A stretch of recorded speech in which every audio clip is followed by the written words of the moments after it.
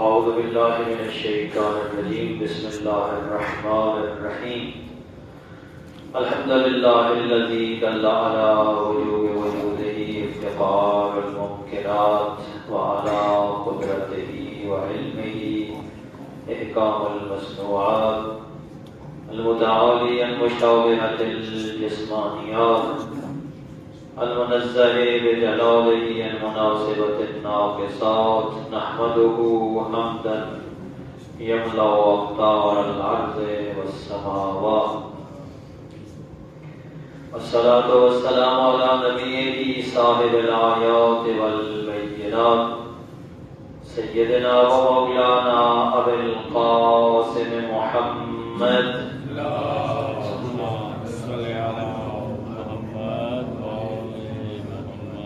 وعلى آله الهادين من الشبه والضلالات الذين أذهب الله عنهم الرجس وطهرهم تطهيرا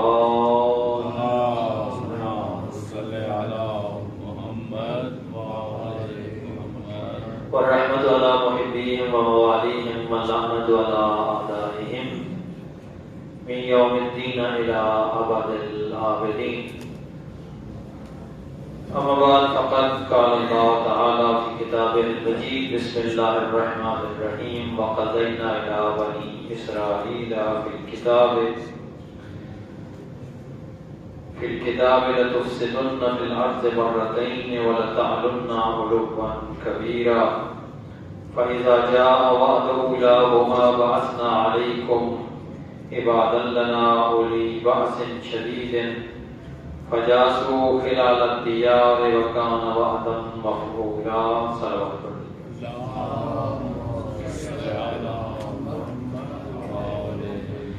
ظاہر بارگاہ رب العزت سے کہ وہ تمام مومنین کی عبادات و اطاعت کو اپنی بارگاہ میں منظور و مقبول فرمائے. پروردگار عالم بحق محمد و آل محمد ملت مظلوم فلسطین کی مدد فرما. پروردگار عالم ظالموں سے نجات عطا فرما. پروردگار عالم ہم سب کو آپس میں اتفاق و اتحاد عطا فرما. پروردگار عالم اپنی معرفت عنایت فرما. حجت زمان کی معرفت عنایت فرما. صلوات اللہ.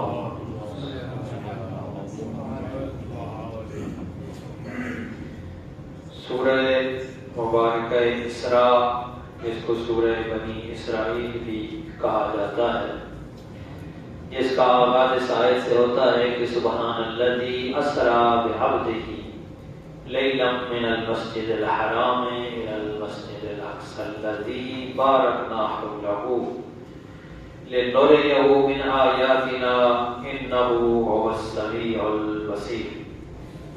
یہ پہلی آیت ہے جس میں تذکرہ ہے حضرت پیغمبر اکرم حضرت محمد مصطفیٰ صلی اللہ علیہ وآلہ وسلم کے اسراء لفظی معنی میں رات کے اندھیرے میں چلنے کو کہتے ہیں. چونکہ حضرت پیغمبر اکرم کو رات کے وقت یہ درجہ نصیب ہوا کہ مسجد الحرام سے آپ کو مسجد اقصی تک لے جایا گیا، بیت المقدس تک. اس کو اسراء کہا جاتا ہے. اسی مرحلے کا اسی اسراء کا دوسرا مرحلہ معراج کی صورت میں ہے، جب آپ کو عالم ملکوت کی سیر کروائی گئی. بہرحال ان آیات میں صرف اسراء کا تذکرہ ہے، اور اس وقت ہمارا موضوع اسراء نہیں ہے بلکہ اسی سورہ کی آیت نمبر 4 ہے. وَقَضَيْنَا إِلَىٰ بَنِي إِسْرَائِيلَ فِي الْكِتَابِ لَتُفْسِدُنَّ فِي الْأَرْضِ مَرَّتَيْنِ. ہم نے بنی اسرائیل کی تاریخ میں لکھ دیا یا ان کی مقدر میں لکھ دیا، کتاب کے اندر، آسمانی کتاب کے اندر، تورات کہنے یا زبور کہنے، جس کتاب کا بھی یہاں پہ تذکرہ ہے. فی الحال وہ بھی محل بحث نہیں ہے کہ کتاب سے مراد کیا ہے. کیا اس کتاب سے مراد لوح محفوظ ہے یا اس کتاب سے مراد کوئی جامع کتاب ہے جو تمام آسمانی کتابوں کا اصل اجمالی کیا ہے، اس کا پہلو ہے۔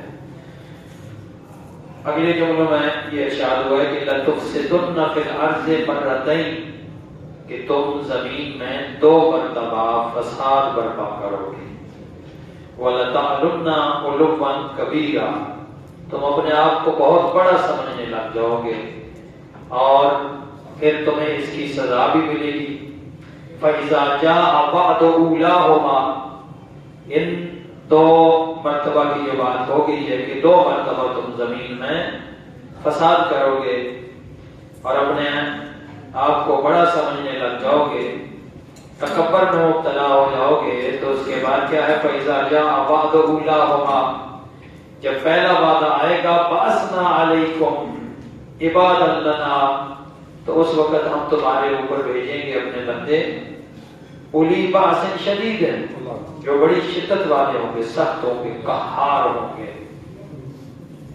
فجاسو خلال الدجار، وہ سارا جو علاقہ ہے یروشلم کا اور بنی اسرائیل کی ساری آبادی کا، اس ساری آبادی کو تباہ و برباد کر دیں گے۔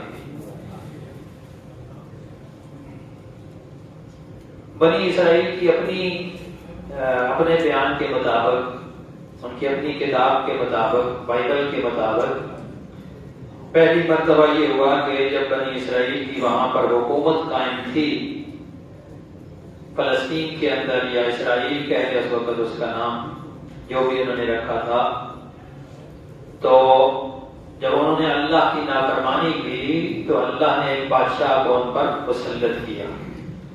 وہ بادشاہ بابل کا بادشاہ تھا، جس کا نام خود بائبل کے مطابق، تورات کے مطابق جس کا نام نبوکدنصر ہے۔ نبوکدنصر، اس کو اسلامی یا عربی لہجے میں بخت النصر بھی پڑھا گیا ہے۔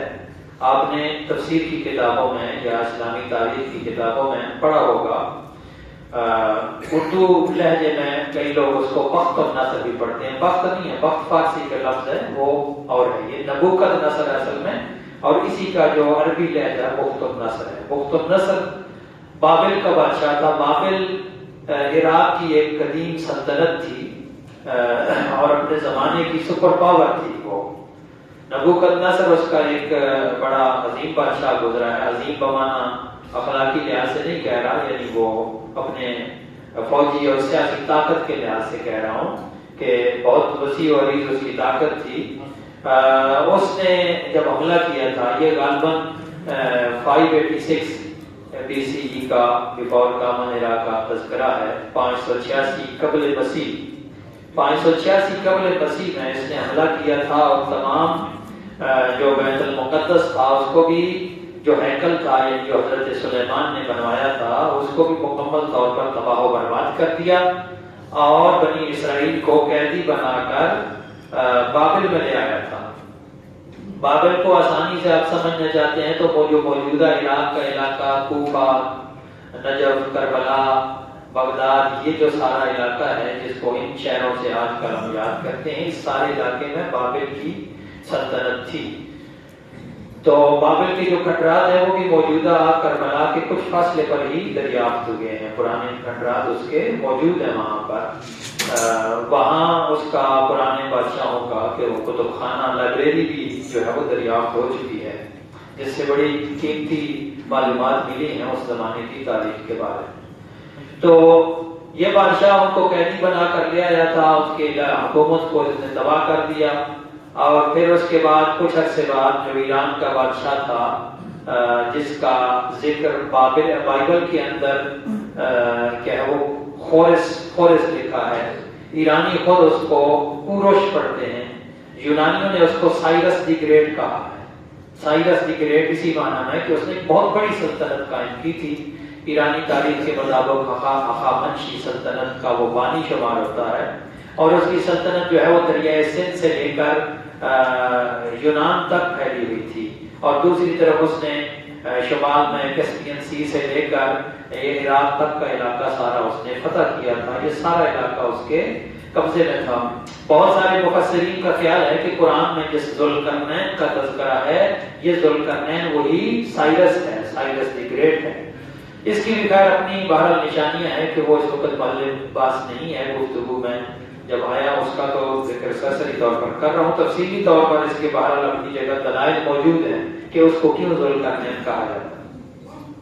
تو اس کا جب بابل کو اس نے فتح کیا تو بنی اسرائیل کو اس نے دوبارہ جا کے وہاں پہ آباد کیا، اور آباد کرنے کے بعد اس نے حکم دیا کہ جتنی دولت ان کو چاہیے ان کو دے دو تاکہ یہ دوبارہ اس کو آباد کریں ہیکل کو۔ اور دوبارہ آباد کرنے کے بعد انہوں نے پھر اللہ کی نافرمانی کی۔ جب اللہ کی نافرمانی کی، اس کا ذکر قرآن کی اس آیت میں، اسی سورہ اسراء کی اگلی 5ویں آیت میں ہو رہا ہے، 6ٹھی آیت میں معلوم کرتا ہوں۔ ثم رددنا لكم الكرة عليهم، دوبارہ ہم آپ کے اوپر یہ صورتحال پلٹا کر لے آئے، پھر ہم نے آپ کو اموال و بنین سے اضافہ کیا، بہت زیادہ آپ کو طاقت اور قوت عطا کی، اور پھر یہ بھی انہیں بتا دیا کہ ان احسنتم لانفسکم، اگر تم اچھا کرو گے تو اپنے لیے اچھا کرو گے، وَإِنْ أَسَأْتُمْ فَلَهَا، اگر تم کوئی برائی کرو گے تو اس کا نقصان بھی تمہیں اور خود کو ہی پہنچے گا۔ فَإِذَا جَاءَ وَعْدُ الْآخِرَةِ لِيَسُوءُوا وُجُوهَكُمْ، جب دوسرا لشکر آئے گا تو پھر تمہارے چہرے دوبارہ کیا ہیں وہ مایوسی کا شکار ہو جائیں گے، تمہارے چہروں کے اوپر جو رونق ہے وہ ختم ہو جائے گی، تمہارے چہرے مرجھا جائیں گے۔ وَلِيَدْخُلُوا الْمَسْجِدَ كَمَا دَخَلُوهُ أَوَّلَ مَرَّةٍ، جس طرح پہلی بار لشکر داخل ہوا تھا مسجد میں، ایسے ہی دوسری بار بھی یہاں پر داخل ہو جائے گا۔ یہ ہم نے بنی اسرائیل کو بتا دیا تھا کہ تم اللہ کی نافرمانی نہ کرو۔ تو یہ جو دوسری بار کا تذکرہ ہے وہ رحیم کے مطابق اور بائبل کی اپنے بیانات کے مطابق یہ وہ وقت تھا کہ جب رومی بادشاہ ٹائٹس نے اپنے ولی عہد کو بھیجا تھا، اور اس ولی عہد نے آ کر دوبارہ اسرائیل کی سلطنت کو برباد کیا تھا، ختم کیا تھا، اور اس سلطنت کے تباہ کرنے کے ساتھ ساتھ اس نے بیت المقدس کو بھی مکمل طور پر جلا دیا تھا۔ اس کا تذکرہ خود بائبل کے اندر بھی ملتا ہے۔ تواریخ، بائبل کی کتاب تواریخ 2 باب 36 ہے اور آیت نمبر 19 ہے، اس میں یہ تذکرہ ملتا ہے۔ اور خدا کے گھر کے خزانے، بادشاہ اور اس کے سرداروں کے خزانے، یہ سب کو بابل لے گیا، غالباً یہ وہ پہلے حملے کا تذکرہ ہے۔ دوسرا جو تذکرہ ہے وہ ٹائٹس کا ہے کہ جب ٹائٹس نے فلسطین پر قبضہ کیا تھا، اس سارے علاقے پر قبضہ کیا تھا 70 عیسوی میں، تو اس وقت اس نے بھی سارے گھر کو جلا دیا اور یروشلم کی فصیل بھی ڈھا دی تھی۔ یہ مکمل طور پر دوسرے حملے میں ہیکل تباہ ہو چکا تھا۔ اب بعد میں جب مسلمانوں کا اس پر قبضہ ہوا اور مسلمانوں نے یہاں پر مسجد اقصی تعمیر کی، عبد الملک بن مروان کے زمانے میں یہ مسجد تعمیر ہوئی ہے، جو موجودہ مسجد اقصی ہے نا، یہ عبد الملک کے زمانے میں تعمیر ہوئی ہے۔ یہ نہ تو پیغمبر اکرم کے زمانے میں تھی اور نہ ہی حضرت علی علیہ السلام کے زمانے میں تھی۔ اس وقت مسجد اقصی اسی ہیکل کو کہا جاتا تھا جو حضرت سلیمان نے تعمیر کی۔ اور جیسا کہ بھی میں نے آپ کی سامنے اس آیت کو پڑھا کہ وَلِيَدْخُلُوا الْمَسْجِدَ كَمَا دَخَلُوهُ أَوَّلَ مَرَّةٍ، کہ وہ لوگ مسجد میں ایسے ہی داخل ہو کے جیسے پہلے بار داخل ہوئے تھے۔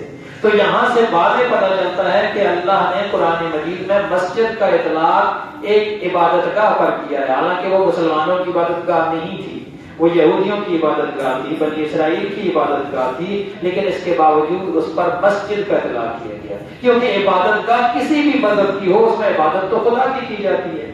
تو یہاں سے مسلمانوں کے اس جھگڑے کی بھی نفی ہو جاتی ہے، جو مسلمان دوسرے مذاہب کے ساتھ جھگڑتے رہتے ہیں، کوئی اپنے عبادت گاہ کا نام مسجد رکھ دے تو مسلمان کلیم کہہ دیتے ہیں جی تم اپنی نام عبادت گاہ کا نام مسجد نہیں رکھ سکتے ہو۔ اس کا مطلب یہ ہے کہ مسلمانوں نے خود قرآن مجید کو پڑھا ہی نہیں ہے، یا پڑھا ہے تو صرف رٹا لگایا ہے، اس کو سمجھنے کی کوشش ہی نہیں کی۔ جب قرآن مجید خود اس پر مسجد کا اطلاق کر رہا ہے اس عبادت گاہ کے اوپر، تو ہم کون ہوتے ہیں کسی کو روکنے والے؟ بہرحال اس وقت یہ بھی چیز محل بحث نہیں ہے۔ کہنے کا مقصد یہ ہے کہ جو موجودہ مسجد اقصی ہے یہ عبد الملک بن مروان کے زمانے میں تعمیر ہوئی تھی، اور اسی مسجد اقصی کے احاطے کے اندر ایک اور مسجد ہے جسے مسجد قبۃ الصخرہ کہتے ہیں۔ یہ ایک چٹان تھی جس کے بارے میں یہودیوں کا کلیم ہے کہ یہاں ہمارے بزرگ جو ہے وہ قربانی کیا کرتے تھے، یہ وہ قربان گاہ تھی۔ اور مسلمانوں کا کلیم یہ ہے کہ یہاں سے حضرت پیغمبر اکرم معراج کے لیے تشریف لے گئے تھے اس چٹان کے اوپر سے، لہذا اس چٹان کے اوپر وہاں پر ایک مسجد بنائی گئی ہے، وہ 6 یا 8 کونوں والی جو مسجد جو مشہور ہے، جس کی تصویر آپ دیکھتے ہیں۔ یہ مسجد اقصی نہیں ہے، یہ مسجد اقصی کا ایک جز ہے، اس کو قبۃ الصخرہ کہتے ہیں، صخرہ عربی میں کہتے ہیں چٹان کو، قبہ کہتے ہیں گنبد کو، چٹان کے اوپر بنا ہوا جو گنبد ہے اس کو قبۃ الصخرہ کہتے ہیں۔ تو وہاں بھی ایک مسجد ہے، یہ ایک جز ہے اس مسجد اقصی کا جو بڑی مسجد اقصی بنی ہوئی ہے۔ بہرحال یہ تو کیا ہے بنی اسرائیل کی اس تاریخ کا خلاصہ تھا۔ یہاں میں کچھ اور حقائق بھی سامنے رکھنا چاہتا ہوں، کیونکہ آج کل سوشل میڈیا کا دور ہے اور لوگوں کو حقائق کا علم نہیں ہوتا، تو وہ سوشل میڈیا کے ذریعے سے ہی تاریخ کو جاننا اور سمجھنا چاہتے ہیں، اور وہ یہ سمجھتے ہیں کہ جب مختصر سا بیان ہوتا ہے تو بہت سارے لوگ یہ سمجھتے ہیں کہ شاید یہاں پہ شروع سے ہی بنی اسرائیل اور یہودی آباد تھے۔ اب میں آپ کے سامنے خود بائبل کے بیانات سے کچھ چیزیں پڑھوں گا تاکہ بات واضح ہو جائے کہ یہاں پر دوسری آبادی بھی موجود تھی۔ اس سے پہلے میں یہ عرض کر دوں کہ بائبل جو ہے نا وہ 2 قسم کی ہے۔ کرسچین بائبل ہے جس کو ہمارے مسیحی بھائی مانتے ہیں، اس کے بھی 2 حصے ہیں، ایک اولڈ ٹیسٹامنٹ ہے عہد نامہ قدیم، اور ایک نیو ٹیسٹامنٹ ہے عہد نامہ جدید۔ یہ جو عہد نامہ قدیم ہے جو کرسچین بائبل کے اندر موجود ہے، اس کے اندر 39 کتابیں ہیں۔ اس کے علاوہ ایک اور بائبل ہے جس کو ہیبریو بائبل کہتے ہیں، یعنی عبرانی بائبل، جس کو ہمارے یہودی جو اہل مذہب ہیں وہ مانتے ہیں۔ اس کے اندر 24 کتابیں ہیں۔ ان 24 میں سے کچھ کتابیں مشترک ہیں جو موجودہ کرسچین بائبل میں بھی موجود ہیں اور ہیبریو بائبل میں بھی موجود ہیں۔ ان میں سے ایک جو مشترک ہے وہ کتاب تورات ہے۔ تورات کا لفظ آپ نے سنا ہوگا، لیکن تورات کے اندر 5 کتابیں موجود ہیں۔ وہ 5 کتابیں کرسچین بائبل میں بھی ہیں اور ہو بہو ہیبریو بائبل میں بھی موجود ہے۔ کہیں نہ کہیں چھوٹا موٹا اختلاف ہوگا، لیکن زیادہ بڑا اختلاف ان میں نہیں ہے۔ وہ 5 کتابیں جو تورات کی موجود ہیں وہ ہے کتاب پیدائش جینیسس، اور دوسری ہے کتاب خروج ایکسیڈس، تیسری کتاب اخبار ہے لیویٹیکس، تیسری اور چوتھی ہے گنتی نمبرز یعنی، اور پانچویں ہے استثناء جیوٹرونومی، استثناء اس کو کہتے ہیں۔ یہ 5 کتابیں ہیبریو بائبل میں بھی موجود ہیں اور کرسچین بائبل میں بھی موجود ہیں۔ جو عبارتیں میں پڑھوں گا یہ دونوں میں تقریباً سیم موجود ہیں۔ سب سے پہلی بات تو یہ ہے کہ جو بھی یہودی ہیں ان کا کلیم ہے کہ یہ حضرت ابراہیم کی اولاد ہیں۔ عربوں کا کلیم بھی یہ تھا کہ وہ بھی حضرت ابراہیم کی اولاد ہیں۔ ایک حضرت اسماعیل کی شاخ ہیں، اسماعیلی دوسرے شاخ جو تھے، جو یہ اسماعیلی مذہب کی بات نہیں کر رہا، بنی اسماعیل کی بات کر رہا ہوں، جو زیادہ تر عرب تھے۔ دوسرے حضرت اسحاق کے بیٹے یعقوب کی اولاد تھے، کیونکہ حضرت یعقوب کا لقب اسرائیل تھا۔ بائبل کے اندر یہ تذکرہ موجود ہے کہ حضرت یعقوب نے نعوذ باللہ خدا کے ساتھ کشتی لڑی تھی، یا خدا کے فرشتے کے ساتھ، وہ پورا قصہ موجود ہے وہاں پر۔ تو کشتی میں حضرت یعقوب غالب آ گئے تھے، خدا کے فرشتے کو انہوں نے گرا دیا تھا، تو اس لیے ان کا لقب پڑ گیا اسرائیل۔ ایل کہتے ہیں عبرانی میں بھی نہیں، اصل میں بابلی زبان کا یہ لفظ ہے، ایل کہتے ہیں خدا کو، اور اسرائیل یعنی خدا پر بھی غالب ہو گیا، نعوذ باللہ من ذالک۔ یہ ان کا اپنا بہرحال عقیدہ ہے۔ تو اسی کے اندر وہ بہرحال میں بیان کر رہا تھا کہ ان کا کلیم یہ ہے کہ حضرت یعقوب جو جناب ابراہیم کے پوتے تھے، ان کا لقب اسرائیل تھا، ان کے 12 بیٹے تھے اور انہی کی جو نسل ہے وہ بنی اسرائیل کہلاتی ہے۔ تو سب سے پہلے تو میں یہ عرض کر دوں تو خود بائبل کے بیان کے، تورات کے بیان کے مطابق حضرت ابراہیم فلسطین کے مقامی نہیں تھے، باہر سے آئے تھے۔ چنانچہ کتاب پیدائش یعنی جینیسس باب 11 آیت نمبر 31 میں تذکرہ ہے، اور تاریخ نے اپنے بیٹے ابراہیم، تورات میں حضرت ابراہیم کو ابراہیم بھی لکھا ہوا ہے، بعض جگہ اس کو ابراہیم بھی پڑھا گیا ہے، ابراہیم بھی پڑھا گیا ہے، اور ان کے والد کا نام تاریخ تھا، جو انگلش ورژن ہے اس کے اندر تیرا لکھا ہوتا ہے۔ تو تارے نے اپنے بیٹے ابراہیم اور اپنے پوتے لوط کو جو حران کا بیٹا تھا، اپنی بہو سارئی کو، بعد میں ان کا نام سارا پڑا، پہلا ابتدائی ان کا نام سارئی تھا، بائبل کے مطابق عرض کر رہا ہوں سارا، جو اس کے بیٹے ابراہیم کی بیوی تھی، ساتھ لیا اور سب کسدیوں کے اور سے روانہ ہوئے۔ کسیوں کا علاقہ یہ جو کالڈیا میں پہلے عرض کر چکا ہوں نا، بابل کی سلطنت، بابل سے پہلے وہاں پر کالڈیا کی سلطنت تھی، علاقہ سیم یہی تھا، اس کو کالڈیا کی سلطنت کہا جاتا ہے۔ اسی کا ایک شہر تھا اور کے کھنڈرات جو ہے نا وہ کوفہ سے بھی کافی جنوب کی طرف ملے ہیں، یعنی عراق سے وہ نکل کر گئے تھے کہ وہاں سے وہ روانہ ہوئے کہ کنعان کے ملک میں جائیں، اور وہ حران تک آئے اور وہیں رہنے لگے۔ یہ کتاب پیدائش باب 11 ہے، آیت نمبر 31 ہے۔ بین ہی یہی بیان جو ہے ہیبریو بائبل کے اندر بھی موجود ہے۔ اس میں وہ لکھتے ہیں and Terah took Abram his son and Lut the son of Haran his son's son and Sarai his daughter-in-law his son Abram's wife and they went forth with them from Ur to Ur of Chaldees to go into the land of Canaan۔ یہ کنعان جو قدیم نام ملتا ہے نا، یہ اسی سرزمین کا نام ہے جس کو آج کل تقسیم کر دیا گیا ہے۔ اس کے اندر لبنان بھی ہے، اس کے اندر شام بھی ہے، اس کے اندر اردن بھی ہے، اس کے اندر موجودہ فلسطین بھی ہے، اور اس کے اندر موجودہ اسرائیل بھی ہے۔ یہ اس سارے علاقے کو پرانے زمانے میں کنعان کہا جاتا تھا۔ تو یہ جب کنعان میں آئے تھے تو اس وقت جو ہے یہ باہر سے وہاں پہ آباد ہوئے تھے۔ پھر اس کے بعد ان کا سلسلہ نسب چلا، حضرت ابراہیم کنعان کے مختلف علاقوں میں رہے، وہاں پہ یہ بہت ساری انہوں نے قربان گاہیں یعنی عبادت گاہیں بھی بنائی مختلف علاقوں میں بائبل کے مطابق۔ اور پھر آخر کار وہ بھی سب، جس کو آج کل اسرائیل میں ایک شہر ہے بیر شیوا کہتے ہیں، یہ پرانے زمانے میں اس کا نام بیر سب تھا۔ اس میں حضرت ابراہیم اپنی وفات تک جو ہے وہ مقیم رہے تھے۔ یہیں پر حضرت ان کے بیٹے اسحاق پیدا ہوئے، اور اسحاق سے پھر جناب یعقوب ہوئے۔ یعقوب کے بیٹے تھے جناب یوسف جو مصر گئے، وہ ساری کہانی آپ جانتے ہیں۔ اور جناب یوسف کو جب وہاں کی حکومت حاصل ہوئی، جب وزارت کہنے والے السلام، جب وزارت حاصل ہوئی اور حضرت یعقوب اپنے سارے بیٹوں کے ساتھ مصر چلے گئے تھے، اس وقت حضرت یعقوب اپنے سارے بیٹوں کے ساتھ جب مصر گئے تھے وہ اس علاقے سے بھی سب سے گئے تھے، لیکن اس وقت ان کی تعداد کتنی تھی؟ ان کی تعداد جو بائبل میں لکھی ہے وہ کہتے ہیں کہ حضرت یعقوب کی جو اولاد تھی ان کی بیوی لیا سے ان کے بیٹے اور بیٹیوں کی یا اولاد کے پوتے پوتیوں کی تعداد 33 تھی، اور ان کی لونڈی زلفا سے ان کی اولاد 16 تھی، اور ان کی زوجہ راکیل سے ان کی اولاد 14 تھی، اور دوسری کنیز بلہا سے جو ان کی اولاد رہی ان کی تعداد 7 تھی۔ یہ آپ کتاب پیدائش کے باب نمبر 46 میں 46 میں ساری تفصیل پڑھ سکتے ہیں۔ اور آخر میں وہاں نے نتیجہ دیا ہے 100 یعقوب کے گھرانے کے جو لوگ مصر آئے وہ سب مل کر 70 ہوئے۔ میں یہ کہنا چاہتا ہوں کہ جب یہاں سے گئے تھے یہ لوگ تو صرف 70 افراد تھے۔ تو سوال یہ ہے کہ کیا 70 افراد پوری زمین کے مالک ہوتے؟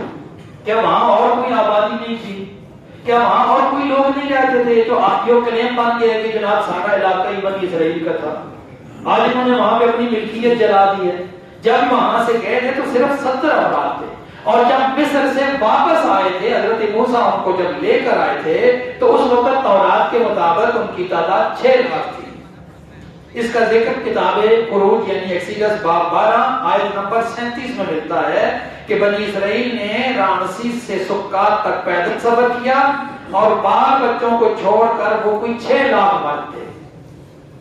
جب آئے تھے تو 6 لاکھ مرد تھے، اور جب گئے تھے تو صرف 70 افراد تھے۔ ہو سکتا ہے اس میں مبالغہ بھی ہو، کہنے کا مقصد صرف یہ ہے کہ جب گئے تھے تو صرف 70 افراد تھے، تو یہ 70 پوری زمین کے مالک تو نہیں ہوں گے نا، زمین کے کچھ حصے کے مالک ہوں گے۔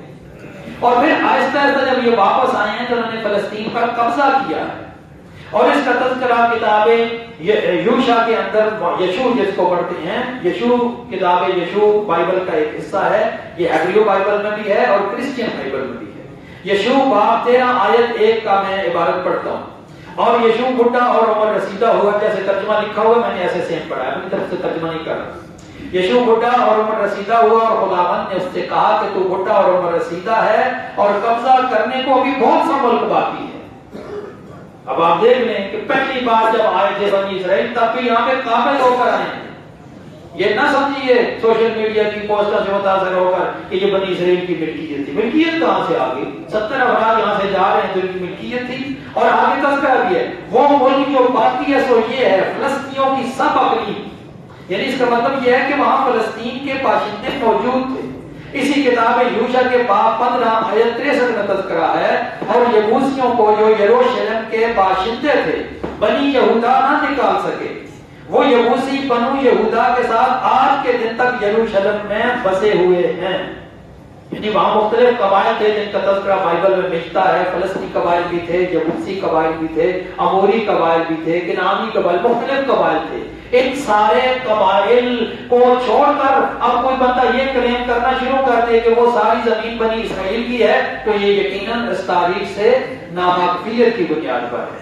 تو اس ساری تمہید کا خلاصہ یہ ہوا کہ بنی اسرائیل پہلی بار جب یہاں آئے تھے تو تب بھی وعلیکم السلام تب بھی قابل بن کر آئے تھے. صلوات پڑھ لیجیے بابا.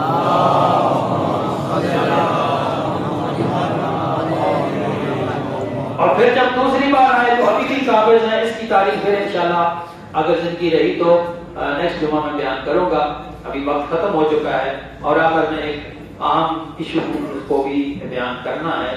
اس وقت پنجاب کے اندر ایک بہت بڑا کیا ہے وہ ایشو چل رہا ہے اور وہ ہے اساتذہ کا. دیکھیے اساتذہ کسی بھی قوم کے معمار ہوتے ہیں, قوم بناتے ہیں, قوم کی تعمیر کرتے ہیں. ان اساتذہ کا مقام ہی قوم کے مقام کو تعین کرتا ہے. جس قوم کے اندر استاد کا مقام محفوظ نہیں ہوتا نا وہ قوم بھی پھر عزت نہیں پاتی دنیا میں. عزت چاہیے تو استاد کو عزت دینی چاہیے. اور ابھی کیا عزت دے رہے ہیں ہمارے پنجاب حکومت کے حکمران کہ وہ بیچارے اساتذہ سڑکوں کے خجل ہو رہے ہیں, ان کو سٹرائک کرنا پڑ رہا ہے, سکول بند ہوئے پڑے ہیں. وجہ کیا ہے؟ وجہ یہ بنی ہے کہ گورنمنٹ نے یہ اعلان کیا ہے کہ 48,000 میں سے تقریباً 11,000 سکولوں کو پرائیویٹائز کیا جائے گا. آپ یہ جو پرائیویٹائزیشن کا عمل ہے اس کے نتیجے میں اساتذہ کو بھی نقصان ہونا ہے اور عوام کو بھی نقصان ہونا ہے. اور آپ یہ نہ سمجھیے کہ یہ سب 11,000 کریں گے. آگے چل کر ان کا منصوبہ یہ ہے کہ انہوں نے تمام سکولوں کو پرائیویٹائز کرنا ہے, نجی اداروں کے حوالے کر دیں گے. تو جب نجی اداروں کے حوالے کریں گے تو ظاہر نجی ادارے تو پھر بھاری فیسیں وصول کریں گے. تو جو غریب لوگ ہیں وہ پھر کیسے پڑھ سکیں گے؟ جو عام عوام ہے وہ کیسے ان سکولوں میں پڑھ سکیں گے؟ تو یہ اساتذہ کے ساتھ ہی بلکہ پوری قوم کے ساتھ کھلواڑ کیا جا رہا ہے. اور یہ جتنی بھی اس کی مذمت کی جائے وہ کم ہے. حکومت وقت کو ہوش کے ناخن لینا چاہیے. اساتذہ کا کوئی احترام ہوتا ہے, کوئی مقام ہوتا ہے. حکومت چاہتی ہے کہ ان کی پینشن ختم کر دے, ان کی مراحت ختم کر دے. بھائی پہلے آپ اساتذہ کو دیتے کیا ہیں؟ کتنا بہت زیادہ آپ ان کو عزت دے رہے ہیں, کتنا زیادہ مقام دے رہے ہیں. آپ اسی سے اندازہ لگا لیجئے کہ آپ کسی بھی اسکول کے اندر چلے جائیں نا تو آپ بچوں سے پوچھیں کلاس کے اندر آپ کیا بننا چاہتے ہو بڑے ہو.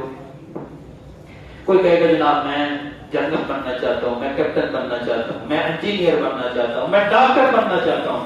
کوئی بچہ اس بچپنے کی ایج میں یہ نہیں کہتا کہ میں استاد بننا چاہتا ہوں. کیوں؟ اس لیے کہ ہم نے اپنے معاشرے میں استاد کو احترام نہیں دیا, استاد کو مقام نہیں دیا. استاد کا کوئی مستقبل نہیں ہے. ڈاکٹر بن جائے 4 سال وہ مشکل پڑھ لے MBBS تو اس کے بعد اس کی موجیں لگی رہتی ہیں. معذرت اگر ڈاکٹر حضرات ہیں تو ان سے معذرت کے ساتھ, کیونکہ ڈاکٹرز کو بھی اجازت دی ہوئی ہے کہ وہ خود اپنے پرائیویٹ کلینک بنائیں اور مرضی کی فیسیں وصول کریں. اور اس کا نتیجہ یہ ہے کہ ڈاکٹرز کے پاس جو ہے وہ کوٹھیاں اور گاڑیاں ہوتی ہیں اور اساتذہ بیچارے سائیکلوں پہ جا رہے ہوتے ہیں. تو جب معاشرے کے اندر یہ مقام ہوگا تو پھر بچے کیسے اپنے دل میں تمنا رکھیں گے کہ میں استاد بن جاؤں. یہ صورت حالت پہلے. اور اب یہ جو تھوڑے بہت مراحات حاصل ہیں, جو پینشن کی سہولت ہے وہ بھی چھین لینا چاہتی ہے حکومت. اگر ایک استاد اپنی زندگی کا ایک بڑا حصہ دیتا ہے, تعلیم کے لیے دیتا, وقف کرتا ہے, اپنی زندگی کا ایک بڑا حصہ قوم کو دیتا ہے, اور وہ سارا حصہ آپ اس کو نظر انداز کر دینا چاہتے ہیں کہ بڑھاپے میں آپ وہ لوگوں کا محتاج ہو جائے, بڑھاپے میں وہ اپنے بال بچوں کو محتاج ہو جائے. یہ پینشن تو اس کا وسیلہ ہے اور اس کا ذریعہ ہے تاکہ اس کی باقی ماندہ زندگی کم از کم عزت سے بسر ہو سکے. تو میں اس کیا ہے وہ پلیٹ فارم کے ذریعے حکومت وقت تک یہ ابلاغ کرنا چاہتا ہوں کہ حکومت کا یہ اقدام انتہائی قابل مذمت ہے، اور حکومت کو اساتذہ کے مطالبات سننے چاہیے اور ان کے مطالبات ماننے چاہیے۔ پرائیویٹائزیشن کا عمل مکمل طور پر روکنا چاہیے، کیونکہ یہ عمل نہ تو اساتذہ کے حق میں ہے اور نہ ہی قوم کے حق میں ہے۔ والسلام علیکم۔